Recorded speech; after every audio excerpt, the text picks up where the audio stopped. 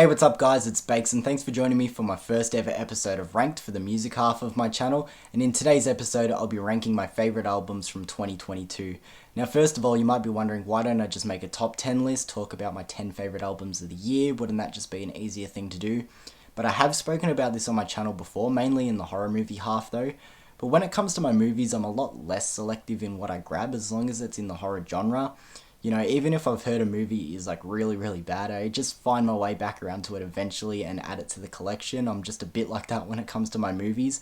But when it comes to my taste in music and albums, I am very selective in what I like and what I pick up.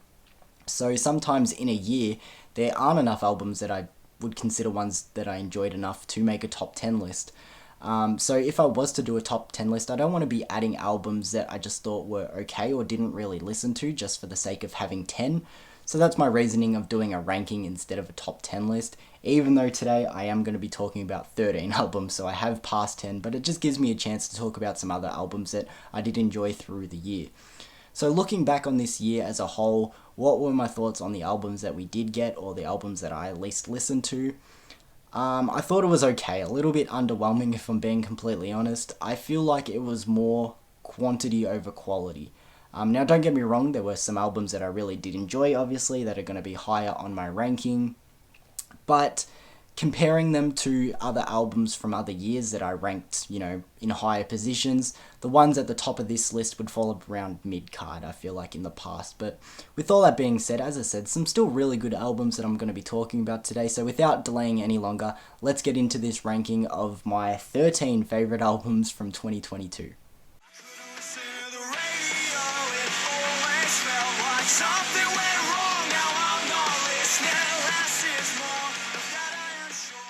So starting off my list, coming in at my number 13 is the album Overgrown by the band Sly Withers.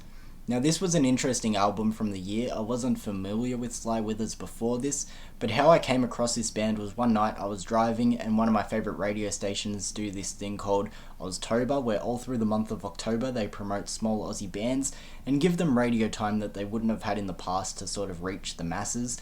And they played the leading single off this album, Passing Through, and immediately I was hooked. I love Passing Through, still love it now. And I was like, I need to get home and check out this band, see if they've done anything in the past, you know, what's coming for their future. And they did have an album before this one, I believe it was called Gardens. I'm guessing, you know, a couple of years before. It was okay, but didn't love it. But I saw, as I said, that Passing Through was the leading single, so I knew there was an album to come. I kept my fingers crossed, hoping that it was something good, and yeah, I really did enjoy this album. Obviously, I have it at the bottom of this ranking, so, you know, I didn't listen to it overly too much, but enough for me to pick it up. Passing Through, as I said, I was hooked straight away. The following single, Radio, I also really enjoyed, but if I had to pick a deep cut, I'd say track 2, Liar. You know, if you've only sort of listened to the singles of this one, listen to Liar, another really good song. But as I said, enjoyed this one for the most part. For a small Aussie band that I'm guessing are still sort of on their baby legs when it comes to making music, I think this is a good album, but as I said, obviously ones that I prefer more. But starting off my list comes Overgrown by the band Sly Withers. I clean my car, I make my bed, I do the things I know to calm my head. Moving on to my number 12 now, and here we have another Aussie band again, but definitely one that's more popular than Sly Withers. We have the band Spacey Jane and their album Here Comes Everybody. Now this was one I picked up later in the year. I'd say I grabbed it around late November, even though the release date I think was like May or June, something like that. But again, this was one where I was hooked off the leading single, Sitting Up, a complete earworm. I fucking loved it the first time I heard it, and I still love it now. I think it's a great song. But if I'm being completely honest, early on, I didn't give much of the back catalogue of this album a listen. Obviously, I eventually did, better late than never, but that probably explains why it's so low on my ranking. Just I haven't had enough time listening to it, which is a shame because it actually is a really solid album. I just wish I listened to it in full sooner. The first 3 songs, Sitting Up, Lunchtime, Lots of Nothing, 3 great songs in a row. If I'm picking a deep cut again, I'd say Bothers Me. This album really is pretty solid. Again, it's probably not in my go-to subgenre. It's sort of like soft rock along the lines of what Sly Withers are. And even though Spacey Jane is a really popular band here in Australia, especially if you listen to Triple J, people love Spacey Jane. I'm sort of new to them. Some of their older stuff I don't really connect with, but I really thought this was a solid effort. So coming in at my number 12 is Spacey Jane and their album Here Comes Everybody.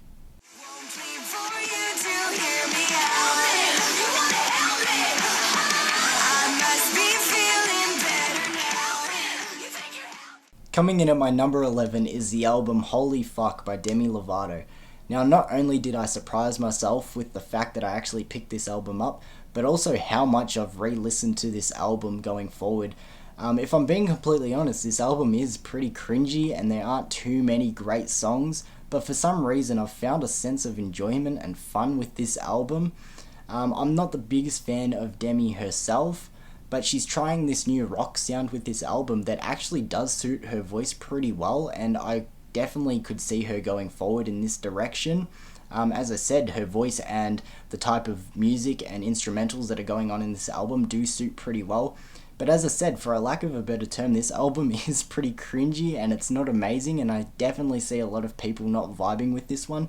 But for some reason, it's got this replay factor about it, and I can't deny that, so I had to put it above at least 2, even though it is somewhere towards the bottom of my ranking.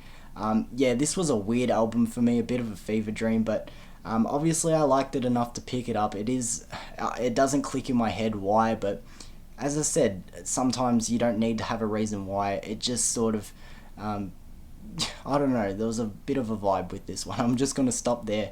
Number 11, Holy Fuck by Demi Lovato.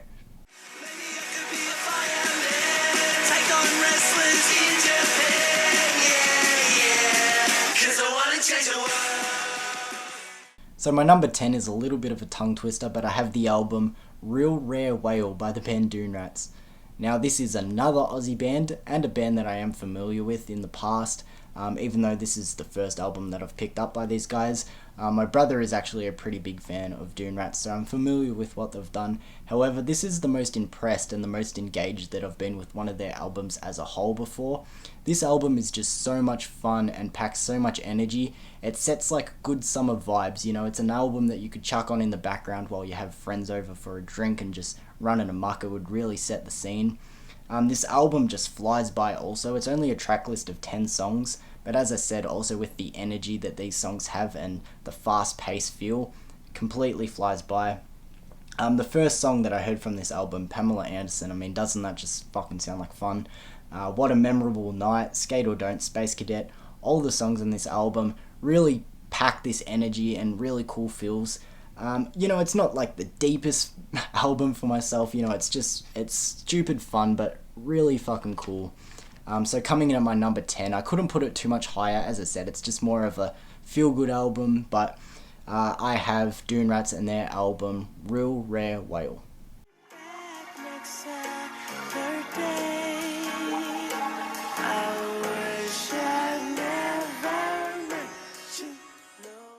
Coming in at my number 9 is actually an album that I couldn't find anywhere, so didn't actually get the chance to pick it up, but it's the album Gemini Rights by Steve Lacy. Now, if you're familiar with the type of music that I normally listen to, this might be a surprise for you, but I've said in the past before, I try not to pigeonhole myself. I think it's really stupid to not listen to albums that you enjoy purely because it's not your go-to genre. I'm not sure what you're trying to do, reach an aesthetic or whatever. I think that's really stupid. I did enjoy this album for the most part. I like tracks like Static and Helmet, and of course a really popular song like Bad Habit. I enjoyed this album for the most part. It wasn't a smash hit. I have it here at my number 9. But for, an album that's not really in the type of music that I listen to, I enjoyed it for the most part. So coming in at my number 9 is Gemini Rights by Steve Lacy.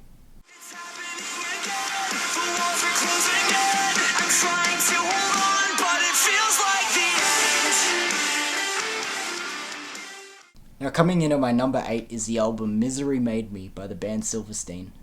Now, I've spoken about this in the past. I definitely feel like Silverstein are a bigger band than what I know them as. I definitely feel like I've been living under a rock, and there's probably people looking at me right now going, you've never heard of these guys. I have heard of them before. I've just never really listened to any of their music. I'm not too familiar. I know that they've done lots of albums before this one, but as I said, I don't know. I feel like I've just flown under this Silverstein radar. But for the first taste of this band, I thought this was a pretty solid effort. You know, there's definitely songs that are definitely above others here, like Ultraviolet, Cold Blooded, Slow Motion. But as I said, as a total, I definitely did like the feel of this album, and I definitely would like to see where this band goes going forward. As I said, not a full connection, but for my first taste for Silverstein, I know, as I said, I'm probably in the minority. I thought it was a pretty good effort. So coming in at my number 8 is Misery Made Me. To be high, sober again, it's a lie. Therapy said that I might do it again. Okay, so I've expected that a lot of people have left my video now, but if you're still here, just try and hear me out. Coming in at number 7 is Mainstream Sellout by Machine Gun Kelly. Now, to try and clear the air, I think Machine Gun Kelly gets too much hate. I don't think he's as bad as what a lot of people say. But also, I'm not in the camp of people that are like, oh, he's completely rewritten the genre and he's the greatest thing to happen in pop punk since X, Y, and Z. I think that's a little too far. I'm not that big of a fan, and to continue on with that, I don't think I'm that big of a fan of this album either. But I think the thing that has it this high is that the highs and lows on this album are like polar opposites. You know, when this album is bad, it really is pretty bad. Songs like A and Twin Flame and 5150, World War IV, like those are songs that I really just can't stand. Even Born with Horns, God Save Me, there are like really bad songs on this album. But when it's good, it is quite good, and I've found myself coming back to a lot of songs on this one. You know, maybe Make Up Sex, I think is a really cool song. When him and Black Bear team up, I think it's a really good duo. Paper Cuts is pretty cool.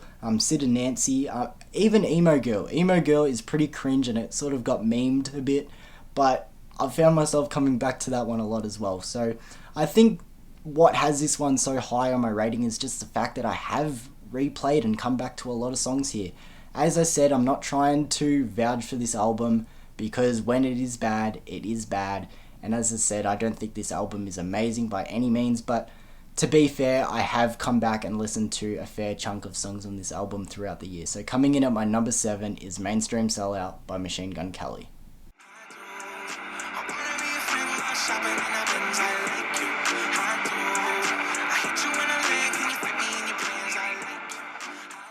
Now coming in at my number 6 is the album 12 Carat Toothache by Post Malone. Now, I'm not going to lie, originally this and Mainstream Sellout were actually in alternative spots, but after thinking about it a little bit, and I'm not just saying it because I'm trying to make out like I didn't find some sort of enjoyment from Mainstream Sellout, but after assessing again, I actually didn't realize how often I re-listened to this album through the year. Now, I don't think it's Post Malone's best effort. I think that is still Hollywood's Bleeding. But I feel like this is probably his second best effort. This is definitely Post Malone trying to show off his vocal performances and range a little bit better compared to his rapping. Now, don't get me wrong, there's still rapping on this album. Like, the best example I can think of at the moment is Cooped Up. But there's some really good vocal performances, as I said here. I really like Lemon Tree. I'm not sure everyone else's vibes on that as well, but Reputation as well I think is a really good song. I feel like I sort of slept on this album, and as I said, how much I actually came back to it. So coming in at my number 6 is Post Malone's 12 Carat Toothache.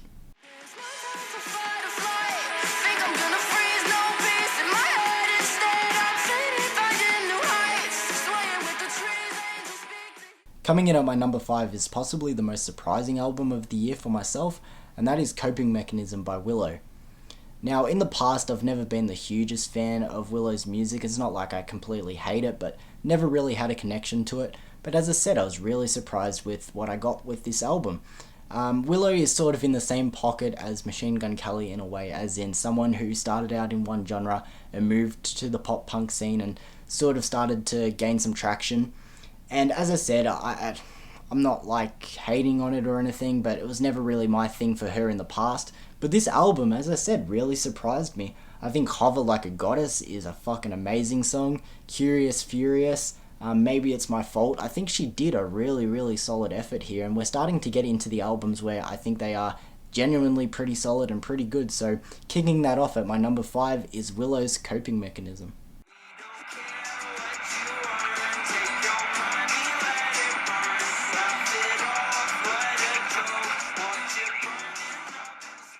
Coming in at my number 4 is the album Cowboy Tears by Oliver Tree. Now again, this was another album that I couldn't find anywhere, so didn't have the chance to pick it up through the year. Oh well, shit happens.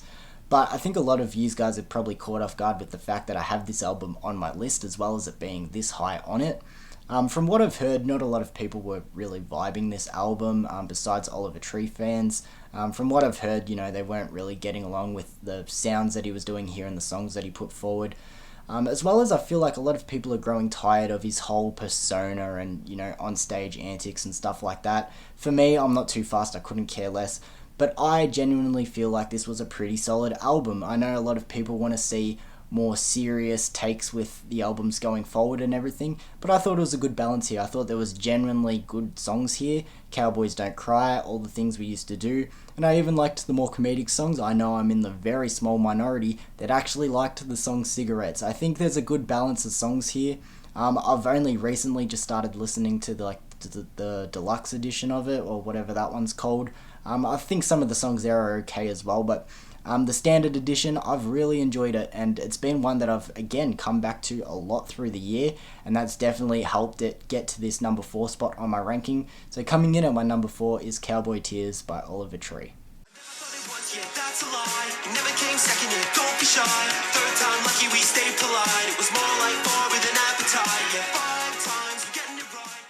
Here at my number 3 is an album that I feel like is a little bit of a dark horse for myself, but I have the album Daisy Chain by the band Slowly Slowly. Again, another Australian band, and also another band that I was familiar with because of my brother. He's a big fan of Slowly Slowly, and because of that, I've heard a lot of their older stuff just around the house playing in the background, and I've never not enjoyed it, but it's not really my thing also. But he was really excited for this album to drop, and he was talking about it a lot, and it was actually while I was on holiday. I was like, yeah, maybe I should dip my toes into it and check it out, and I really enjoyed it. I was super impressed by this.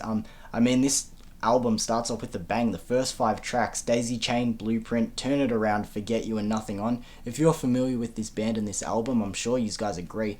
I was super impressed by this, so much so I actually had to go back and look at their older catalogue, and I actually picked up some of their older albums just to go along with this. I was super impressed with the sound on this album. I really liked the vibe. Again, it suits the summer vibe. Here in Australia, it's summer now, super hot. Perfect album for this time. I was super impressed by this. Completely caught me off guard. As I said, a little bit of a dark horse, but I really enjoyed this one. Super impressed by it. So coming in as my number 3, Daisy Chain by Slowly Slowly.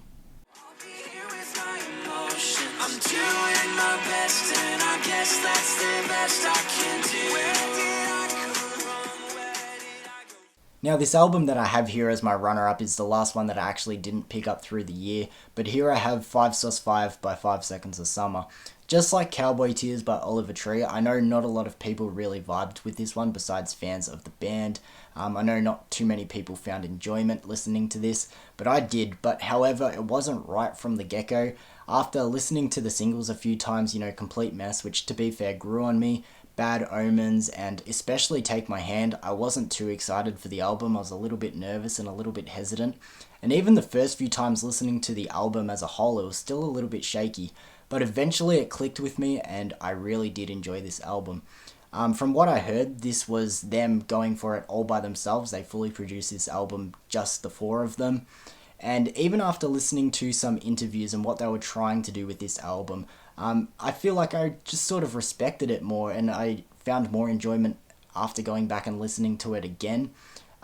Each and every song at a certain point was something I was really, really vibing with. I feel like this album maybe gets too much hate just from the mainstream. I really did enjoy it. Maybe not 5 Seconds of Summer's best effort, but enough to have it as my runner-up for the year. So coming in at my number 2 is 5 Sauce 5 by 5 Seconds of Summer.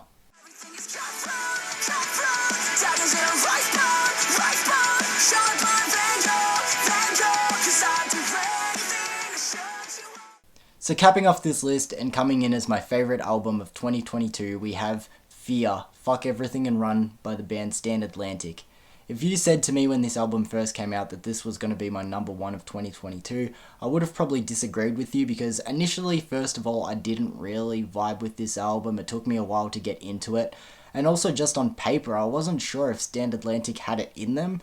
Their first album was pretty good, safe, but it was alright. Their second album went down a little bit, so I wasn't sure if they had the potential to have a top contender album there. But lo and behold, they pulled off the whole year with my favourite album, as I said. As I just mentioned before, I didn't initially click with this one, but over time, it just became infectious. I listened to this album constantly on repeat through the year. So many just fun tracks, and even though Stand Atlantic have gone into a more electronic sound with their later albums, which I'm not the hugest fan of, they don't get too carried away here, and overall this album was a pretty fun vibe, if I'm being completely honest. I mean, Doomsday, Pity Party, Van Gogh, Dumb, Hair Out, I'm just reading the whole track list in a row here. This was a really solid album and really did impress me. I kind of feel bad for undermining them now, but lo and behold, as I said, they gave me my favourite album of 2022, so coming in as my number one, Fear by Stand Atlantic. So there we go, guys, all the way through the ranking, but as usual, before we move on, we'll do a quick little recap. Coming in as my number 13 was Overgrown by Sly Withers. Number 12 was Here Comes Everybody by Spacey Jane. My number 11 was Holy Fuck by Demi Lovato. Pretty much sums up my feelings of that album. Number 10 went to Real Rare Whale by Dune Rats. Number 9 was Gemini Rights by Steve Lacy. Number 8, Misery Made Me by Silverstein. Number 7, which I'm sure a lot of people are not watching my video anymore because of this, Mainstream Sellout by Machine Gun Kelly. My number 6 was 12 Carat Toothache by Post Malone. My number 5, one of the most surprising albums of the year, as I said, Coping Mechanism by Willow. My number 4 was Cowboy Tears by Oliver Tree.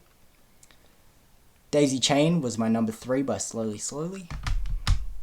Number 2 was 5 Seconds of Summer's album 5 Sauce 5. And the album that took my favourite position of the year was Fear, Fuck Everything and Run by Stand Atlantic. How crazy. Alright, that was a big list to go through. It took a long time to record, but hopefully you guys enjoyed it. Thank you to everyone who has stuck through the video this far. That was super crazy to go through. Lots of fun to look back at my favourite albums of 2022. Lots of Australian bands. I think I counted 6 of 13, which is like a lot. That caught me off guard with how many Australian bands made this list. But as I said, super fun to go back through and check out my favourite albums of the year. If you guys have any thoughts on any of these albums in today's video, feel free to let me know in the comments below. Or if you guys have any good album recommendations that you guys think I'll enjoy, feel free to drop them in the comments below as well. But as I said, thank you for joining me in today's video. It was a long time to record, but hopefully you guys enjoy the content that's coming out, and I'll see you for some more videos soon, guys. Peace.